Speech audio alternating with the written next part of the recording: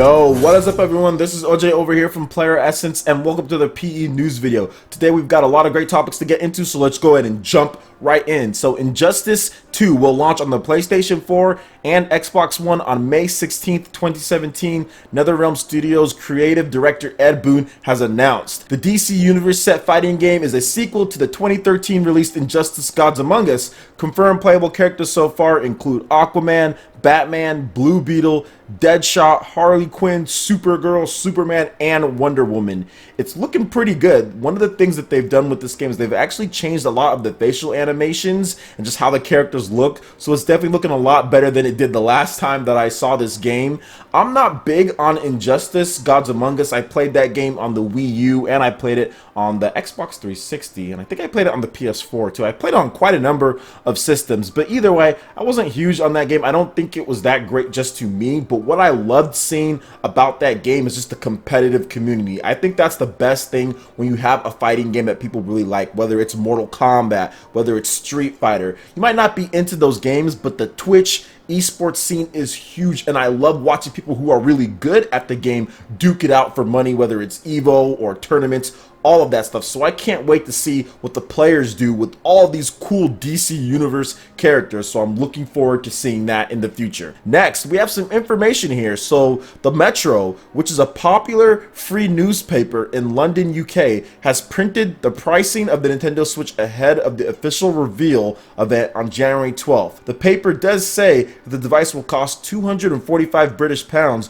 when it becomes available on March 17th. Now, it's not really clear where they got this information from, but the print publication occasionally does have information ahead of time. We shall find out the official pricing and release date on the platform next week at the Nintendo Switch presentation. So I want to touch on that just a little bit before I get into what Laura K. Dale had to say on the matter here. So March 17th seems to be the date that a lot of people have talked about, including Laura K. Dale. Obviously, pricing has been all over the place, from as low as 199 British pounds to up to 300 as well, but I do feel that that's where the price is going to be. I think there's going to be a separate bundle. I think there's going to be a 250 and there's going to be a 300. I think that's the best bet, with the 300 being a premium where you get a game, maybe you get some extra memory, there's some digital downloads, maybe the digital download promotion comes back. That was a big success for people to jump on digital sales, so I think that's what's going to happen, and then you're going to get a basic bundle where it's just going to be like the Nintendo Switch, and that's really it.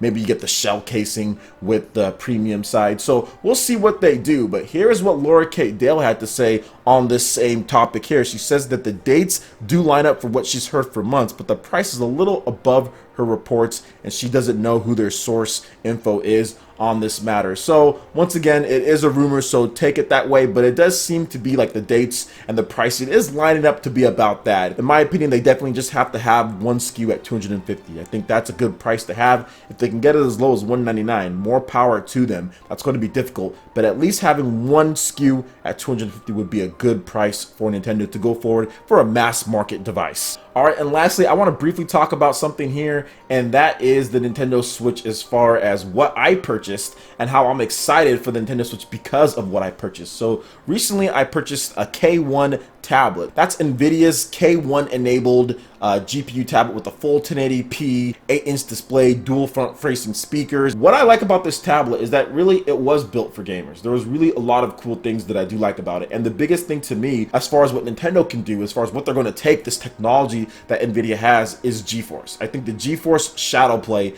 is the biggest thing, and for those who don't know, I actually made a video about it as far as GeForce Shadowplay on the PC and how they're reinventing that for mobile devices, for your computers, for everything. But the GeForce Shadowplay, what it does is it allows you to capture gameplay video, allows you to broadcast gameplay video right with your camera, video, all of that stuff right then and there, to where you can store it on your device, then upload it later, or you can stream to Twitch. And I think that's going to be huge for Nintendo going forward.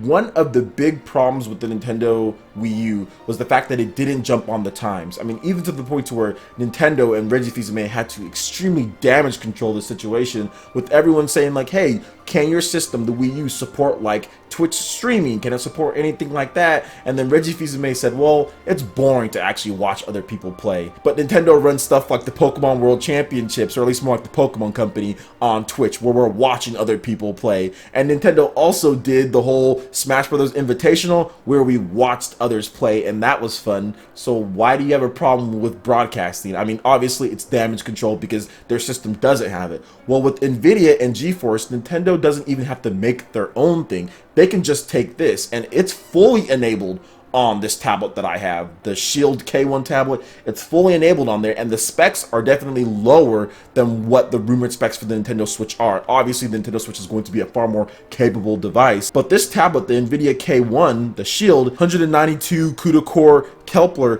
GPU, 2.2 gigahertz ARM Cortex A15 CPU with 2 gigabytes of RAM, and it gets the job done when it comes to capturing your gameplay, when it comes to broadcasting. I've actually tested everything out, and it works so smooth. The sound, everything on this tablet, and it's $199, is very good. This is easily one of the best tablets that I've ever purchased. And I haven't purchased a lot of tablets, but I did play around with the Samsung $200 tablets and some of the other ones before I made my decision. And obviously this Nvidia tablet packs the most power and packs the most functionality as far as what you can get for the price. It punches well above its weight. It's obviously made for gamers, and with Nintendo teaming up with Nvidia for the Nintendo Switch, I can't help but they're even going to go above and beyond, way farther than this K1 tablet, because this tablet can actually run games like Borderlands 2. You can actually play some pretty impressive looking stuff. Obviously it's not as good as PS4 and Xbox One, and the specs on this aren't as good, nowhere near as good as PS4 and Xbox One,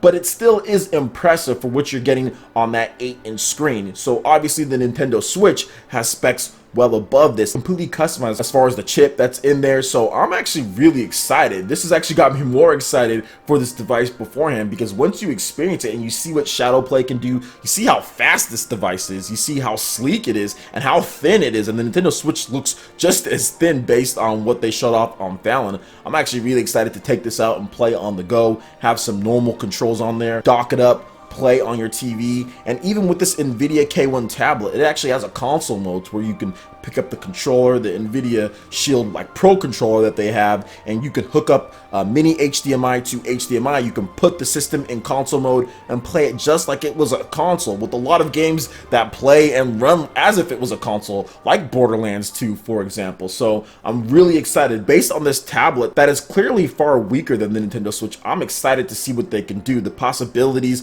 of just being able to take your game out on the go. Like I said, I've completely switched my feeling on this just based on being able to experience that as far as what the K1 tablet can do, thinking about the possibilities, seeing the actual demonstration of The Legend of Zelda Breath of the Wild running on the TV, then just popping it out and taking it on the go. That's one of the things that I loved growing up as a child. I actually really loved the Game Boy and Super Game Boy, because you were able to play your game, then come home, then put that on the TV. You were able to do that with the Game Boy Advance, but they got rid of that afterwards. They did not do that. There were some games on the DS to where you can stream that to your TV, or you can play it, you can transfer the data. I think there was like a Final Fantasy Crystal Chronicles game or Tactics or something like that, to where you had it on the Nintendo DS and on the Wii, and there was some connectivity there, sharing save files. But they kind of got away from playing your handheld games on your TV within the last generation or two, and pretty much this just takes it full circle, just puts everything together. So I'm excited to experience that, because it just gives me more opportunities to actually get gameplay in, just because I have work and all of that. So I'm really excited to see more of this Nintendo Switch, to actually get it in my hands and play. At this point, with Nvidia's Shadowplay and how well that works on this tablet, it definitely has me far more excited to see what the Nintendo Switch does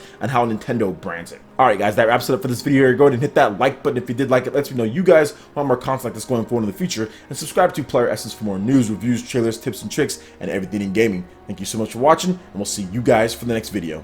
Peace!